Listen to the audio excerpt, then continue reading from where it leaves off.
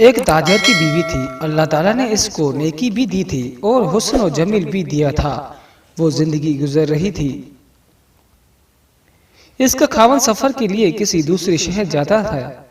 کچھ دنوں کے وقت پہ سے اسے اس شہر جانا پڑتا ہے، وہاں اسے رہنا پڑ جاتا ہے۔ اب اس کی بیوی نے یہ محسوس کیا کہ اس کے خاوند کا قیام وہاں زیادہ ہونے لگا ہے، لہٰذا اسے احساس ہوا کہ کہیں اس نے وہاں دوسرا گھر تو نہیں بنا لیا۔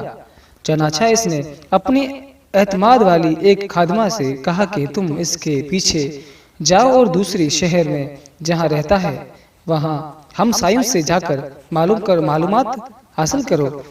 جب اس نے وہاں سے معلومات لی تو پتہ چلا کہ اسے وہاں 10-15 دن رہنا ہوتا ہے، اس لیے اس نے وہیں کسی عورت سے نکاح کر لیا تھا اور اسے ایک گھر بھی لے کر دیا تھا جہاں وہ جا کر رہتا تھا۔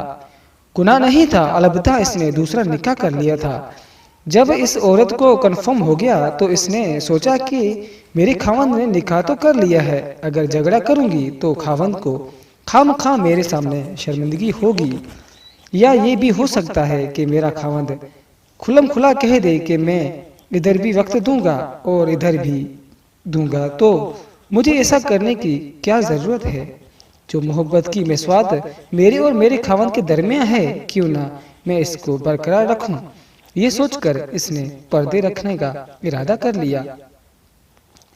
چنانچہ وہ اپنے خاوند کے ساتھ اسی محبت کے ساتھ رہتی تھی،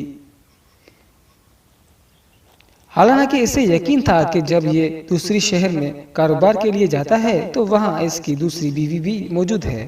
اللہ کی شان کا کچھ مہینوں کے بعد خاوند کی وفات ہو گئی۔ جب خاوند کی وفات ہوئی تو اس کا جتنا سرمایہ تھا وہ سارے کا سارا اسی بیوی کے پاس تھا۔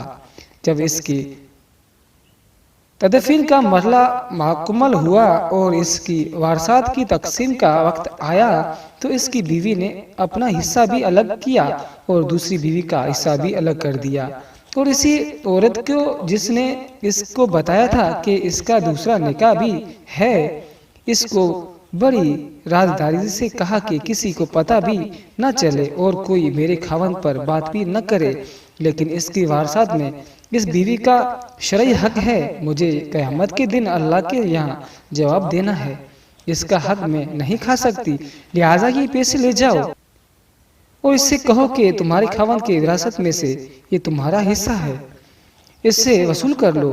وہ عورت وہ رقم لے کر خاتون کے پاس گئی، وہ کافی ساری رقم تھی۔ اس نے جا کر اسی سے بات کی، اس کے خاوند کی وفات ہو گئی ہے اور اس کی بیوی نے اس کی وراثت میں سے تمہارا حصہ نکالا ہے، کیونکہ تم بھی آخر اس کی بیوی ہو۔ وہ اگر تمہارا حق کھائے گی تو وہ قیامت کے دن اللہ کو جواب نہیں دے سکے گی۔